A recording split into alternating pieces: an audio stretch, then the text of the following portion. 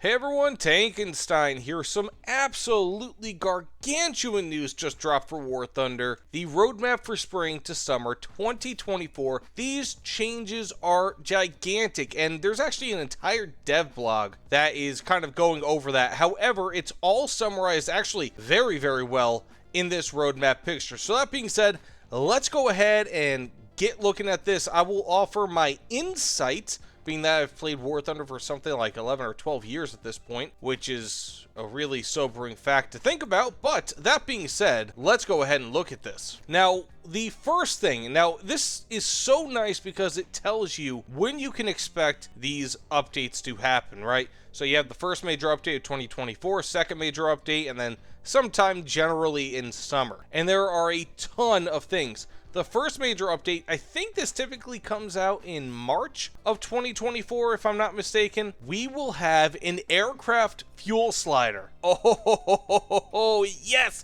I have been wanting something like, I'm sure almost everybody has wanted something like this forever, because you have aircraft where it's like 6 minutes of fuel with an afterburning engine or 20. And it's like, well, if I could have 12 minutes of fuel, that would be ideal. This is going to, for the most part, solve that. This is wonderful. I absolutely love that. Next up, solving the issue with duplicated stock air-to-air missiles in the weapon selector. To be honest with you, that's the only thing out of all of these where I'm like, you know what, it kind of sounds like that's more of a bug that they're fixing, which is cool, but I don't really know if that is too big of a deal, for most people at least. Actually, come to think of it, I do know what that is, and honestly, again, not too big of an issue because the game just automatically switches.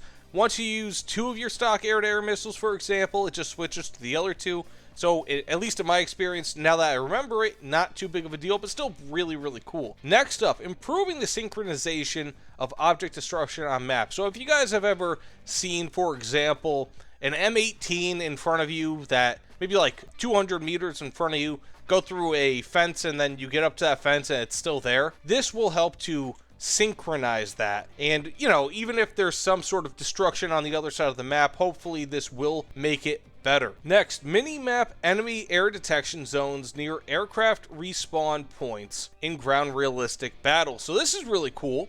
So basically, if you are going to spawn in, right, like with your, I don't know, Mirage or P-51, it doesn't really matter what aircraft it is, as long as you spawn in and there's like some sort of an enemy aircraft that's just patrolling that zone waiting for people to spawn in so they get spawn killed, you'll now know, give or take, where they are. So that's pretty cool. Next up, we have tutorial missions for guided weapons. This is really, really nice because there are so many guided weapons now, so many different types, that even I get confused from time to time when using them. So this will be a tremendous new addition to War Thunder. And now, of course, replenishment mechanics. They will reduce the maximum replenishment time for ground vehicles on capture points. So instead of it being like, you know, a second, 2 seconds, 10 seconds, however long it is to reload an ammo, you know, a round of ammo, this should hopefully reduce the amount of time, which is really, really nice. Make the battles a little bit quicker in that regard. Next up, we of course have the interface. This doesn't really matter all too much, but again, it's kind of cool. Advanced settings for destroyed vehicles in the kill feed, enabling, disabling the kill feed, disabling nicknames, squadron names, and weapon types. Kind of cool, not really necessary, but hey, it gives everyone more customization, and there's nothing wrong with that. And then finally, for the first major update of 2024, we can expect to see integration of Steam Friends List, plus, of course, the ability to gift friends through the Friends List via their wish list that will also be integrated into War Thunder, so pretty damn cool. Now, the second major update, this is where I think people are going to start getting the biggest changes. Of course, the aircraft fuel slider is really, really nice. That's amazing, but listen to this. Possibility of using flares and chaff separately? Awesome. Who doesn't want to use that? Because, I mean, ultimately, if you're going to be using your countermeasures, you use both of them. Like, if you have an AIM-7F, for example, coming at you, you have to use flares and chaff if you have, you know, a mixed thing for your aircraft, whereas if they have an IR missile, you just want to use flares, but again, if you have it set to mixed, it uses flares and chaff. So this is really nice. It will help to better conserve your countermeasures. Next up, separate battle ratings for different modes. This is what everyone was talking about. Last year, Gaijin came out with some sort of a response to the request for this, saying that it's impossible. Now they are finally doing it. It says, for example, different battle ratings for some ground attack aircraft in air realistic battles and ground realistic battles. So the A7D, which actually currently and coincidentally I'm making an AirRB video for, hopefully that sees a decrease in its AirRB settings and its battle rating. That would be fantastic. Next up, Air Conquest missions in the Air Arcade game mode. So they are actually working on Air Arcade for the first time in like a half decade, so that's really cool. Now this is also interesting. Additional effects on crews when armor is penetrated. For example, fire in the fighting compartment, concussion of weapons operators when armor is penetrated will be based on player voting results. So this almost kind of sounds like there will be like status effects in a way, or ways that the crew can die that they don't currently have, so that's pretty cool. Next up, healing of wounded crew members of ground vehicles. That's interesting because basically there's a lot of players, I know myself included, that they'd rather have, if they have like a 4-man crew and one of the crew members is like the deepest red possible, they'd rather that crew member die so that they could just go and replenish the crew at a spawn point or a cap, because then that way they'll have a fully working crew member. This will in some ways help that. Now I'm wondering if they're going to introduce some sort of a pay mechanic to give you like bandages or something for your crew. If that's the case, don't do it, but hopefully there's something, maybe like sit on the cap point and, you know, you can get up to like 50% health or something like that. That'd be pretty cool. Updating crew models by eras, adding character models for modern vehicles, so that's pretty cool, but nothing really all too crazy. Again, it's just kind of like a stylistic thing. And then the economy, the only one economy thing in this entire roadmap, research bonuses for new nations. So basically, if you guys didn't know, there was this thing, like, let's say if you got through like the entirety of the American air tech tree, or like through tier 6 of like the German air tech tree or ground tech, whatever tech tree you want,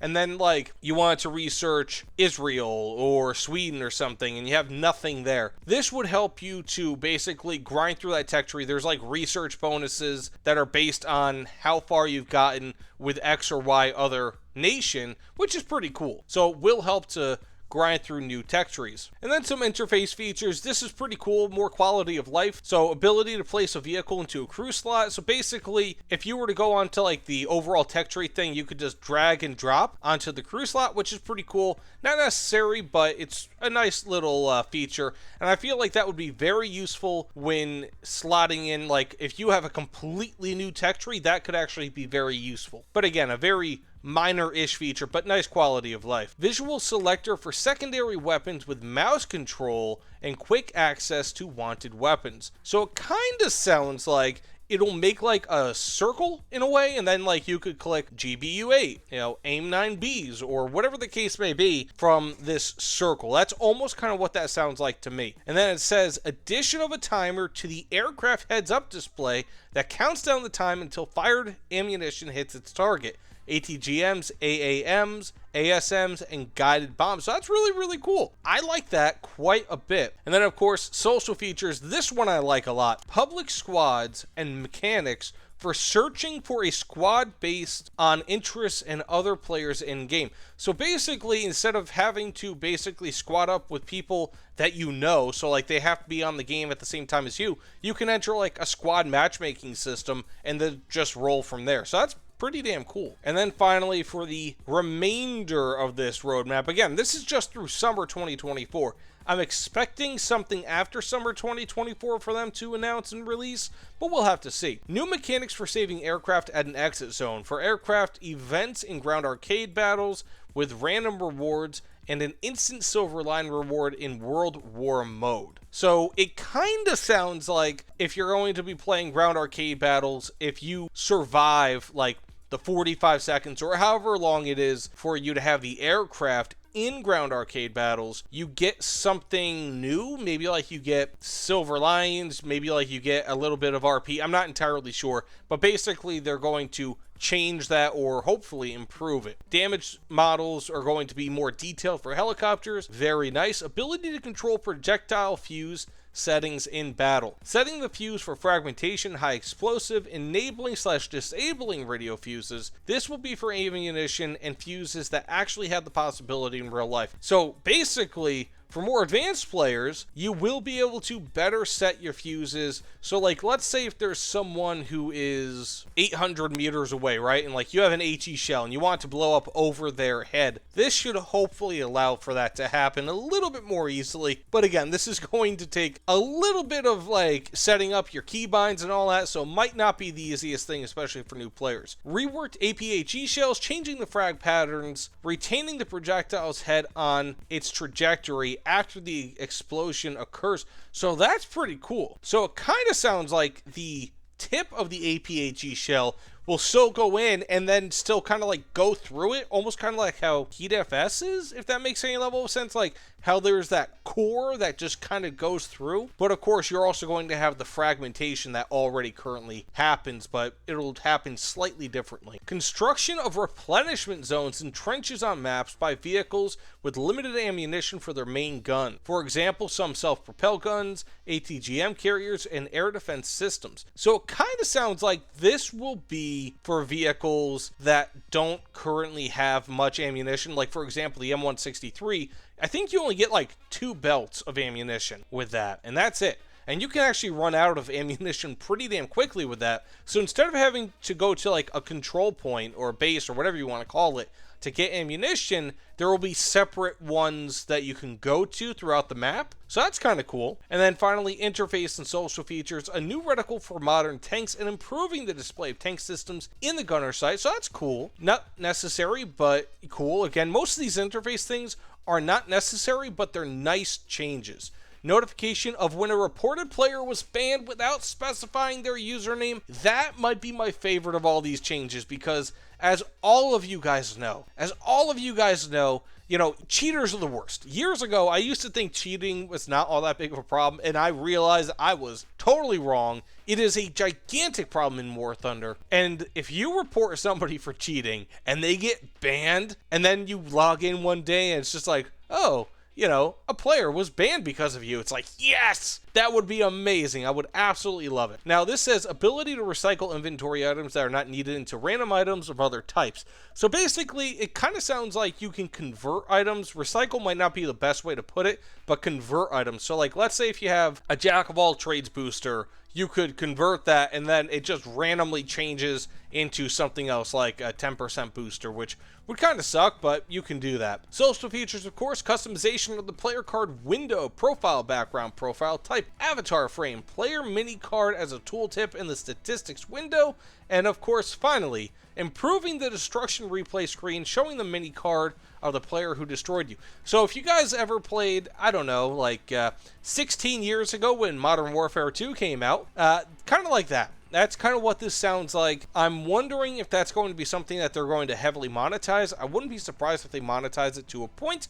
But again, more customization doesn't hurt. As far as I could tell, none of these things seem negative. There are some things where it's like, well, we'll have to wait and see exactly how it plays out. For example, the healing of wounded crew members, or some of the things that could potentially be monetized. But other than that, this is all positive in my opinion. This is amazing.